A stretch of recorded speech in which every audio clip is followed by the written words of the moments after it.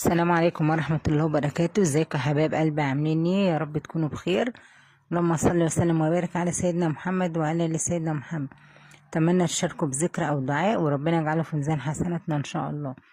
صاحبة مشكلة النهاردة بتقول ان هي متجوزة ومعاها ولد وحماتها ساكنة في الدور اللي تحتيها، فلما بتيجي بتعمل حاجة بتنزل الولد لحماتها. هو عنده 4 سنين، فلقت حماتها بتخبط شوية كده، ولقت حماتها بتخبط بتقول لها ابنك ماسك الشلمو بتاع العصير وعامله زي سجارة، ومين بيشرب سجاير؟ قالت لها انت عارفة يا ماما ان محدش عندنا بيشرب سجاير.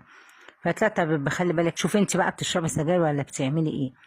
المهم فهي كانت بتقول ان هي كانت راحت كافيه وزمايلها قعدوا يشربوا قدامها سجاير الشيشة يعني.